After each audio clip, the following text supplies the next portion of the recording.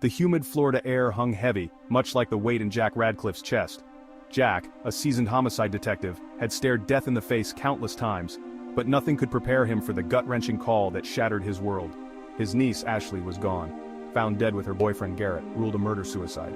Ashley, with her infectious laughter and bright eyes, was the daughter I never had. I'd often find her on my porch swing, sharing dreams and fears, seeking my fatherly advice. Jack blamed himself. He should have seen the signs, sensed the danger. The thought gnawed at him, fueled by guilt and grief.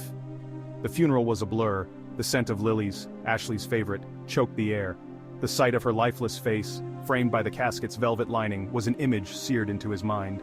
That night, whiskey couldn't drown the sorrow that threatened to consume me. Sleep offered no escape.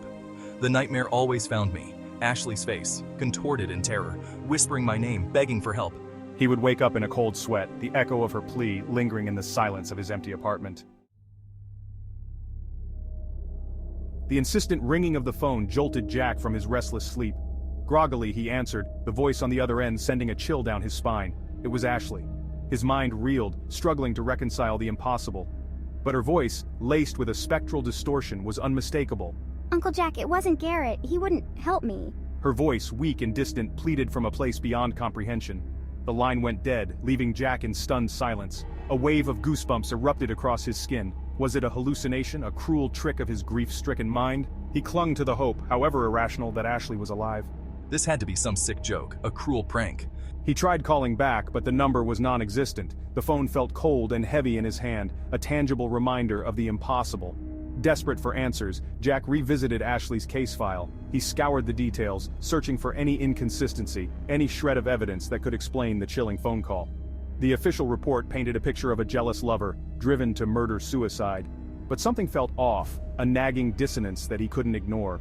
The seed of doubt planted by Ashley's ghostly call began to take root. The official narrative was neat, almost too neat. Garrett, a volatile ex-athlete with a history of anger management, supposedly snapped. Jack knew better than most that appearances could be deceiving. He started by re-interviewing Ashley's friends and family. Their descriptions of the couple's relationship were consistent, loving, supportive, and devoid of any red flags. A knot of suspicion tightened in Jack's gut. The more he dug, the more inconsistencies surfaced.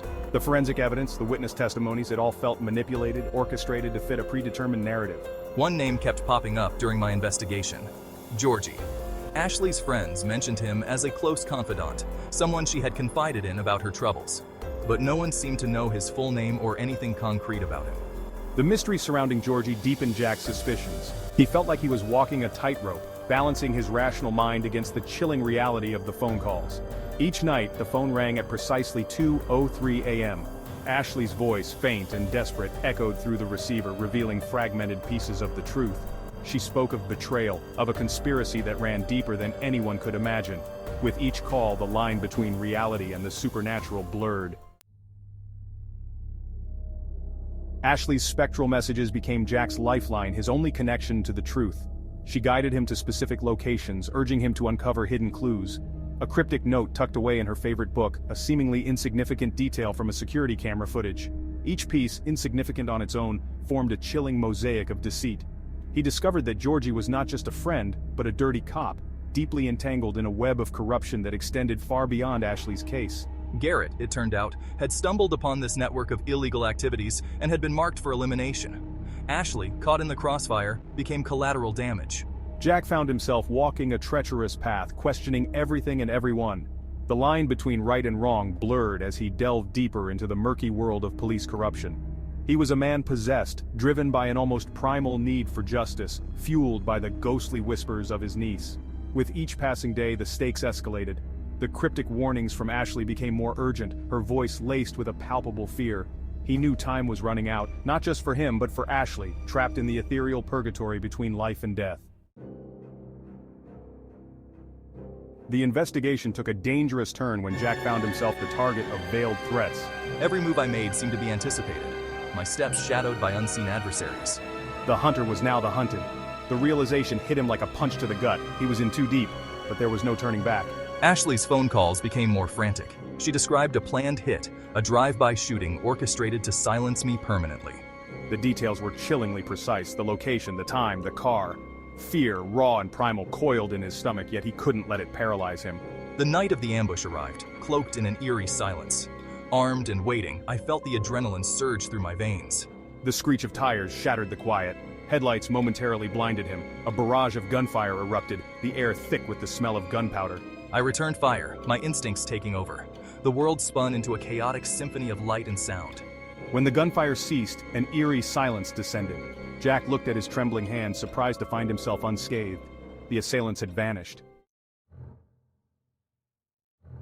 The ambush, while unsuccessful, served as a brutal wake-up call. I realized the depth of corruption within the force. I was no longer dealing with just a few bad apples. It was a systemic rot that spread its tendrils throughout the department. Jack confided in his former partner Maggie, a seasoned detective forced into early retirement due to her relentless pursuit of the truth. Maggie, despite her initial skepticism, recognized the desperation in my eyes. A look she knew all too well. Together they worked tirelessly, piecing together the puzzle, following a trail of dirty money and falsified evidence. They discovered that Georgie, whose real name was Greg Stanton, was a key player in a drug trafficking ring operating under the guise of legitimate businesses. The closer they got to the truth, the more dangerous their quest became. Our phones were tapped. Our apartments were ransacked. The threat to our lives was constant, hanging over our heads like a Damocles sword. But we refused to be silenced. We were fueled by a shared sense of justice and a promise made to a ghost. Jack and Maggie, illuminated by the warm glow of a laptop screen, worked late into the night, their faces etched with exhaustion and determination. Just when we were on the verge of exposing the truth, tragedy struck again. Maggie, while pursuing a lead, was caught in a staged hit and killed. The news hit me like a physical blow, leaving me reeling with grief and rage. I'd lost my partner, my confidant, the one person who believed me. Ashley's calls took on a haunting urgency. She pleaded with him to stop, to let it go. The risk was too great, the cost too high, but Jack was past the point of no return. He'd lost too much already. I was determined to bring the perpetrators to justice, even if it meant making a deal with the devil. I contacted Greg Stanton, arranging a meeting under the pretense of a bargain. I offered Stanton information, something I knew the corrupt cop desperately wanted, in exchange for Ashley's safety. The meeting was set for midnight at an abandoned warehouse on the edge of the city. Armed with a hidden microphone and a heart full of cold fury, Jack walked into the lion's den. Every fiber of his being screamed at him to turn back, to run. But he knew there was no escape from this confrontation, this final showdown that would determine his fate and Ashley's freedom. The warehouse was a cavernous space, its silence punctuated by the drip of water and the distant echo of rats scurrying in the shadows. Stanton, flanked by two armed men, greeted Jack with a sardonic smile. The air crackled with tension. I played my part, feeding Stanton half-truths and carefully crafted lies, all the while leading him into a trap. I subtly revealed my knowledge of Stanton's operation, my voice laced with a calculated mix of fear and desperation. Unbeknownst to Stanton, a police tactical unit alerted by the wire Jack wore surrounded the warehouse. As Stanton's men moved to grab Jack, believing they had won, the warehouse doors burst open. The ensuing chaos was a blur of shouting, gunfire, and flashing lights. Using the distraction to my advantage, I disarmed one of Stanton's men, my years of training kicking in. When the dust settled, Stanton and his accomplices lay apprehended, their reign of terror finally over. Jack, his face a mask of exhaustion and grim satisfaction, watched as Stanton was led away in handcuffs, sirens wailing in the background. The arrest of Greg Stanton and the exposure of the corruption within the police force sent shockwaves through the city. A long and arduous legal battle ensued, but justice ultimately prevailed. Those responsible for Ashley's death and Maggie's murder were held accountable. The phone calls from Ashley stopped after Stanton's arrest. Whether it was a figment of his imagination or a genuine connection to the other side, Jack would never know for sure. But I felt a sense of peace, a weight lifted from my soul. I had fulfilled my promise to Ashley, avenging her death and ensuring that her death was not in vain. The experience changed Jack. He carried the scars, both visible and invisible. He left the force, disillusioned by the corruption he had witnessed firsthand. He dedicated his life to honoring Ashley and Maggie's memory, fighting for justice for those who had no voice. The pain of their loss never truly faded, but it transformed into a quiet determination, a burning ember in his heart that fueled his quest for truth and righteousness. It was a reminder that even in the darkest corners, a single flicker of hope, however faint, could ignite a fire that could cleanse and illuminate the world. Even in the darkest corners, a single flicker of hope, however faint, can ignite a fire that can cleanse and illuminate the world. Jack stands at Ashley's grave, a single sunflower, her favorite, placed on the tombstone. He looks up at the sunrise, a glimmer of hope in his eyes.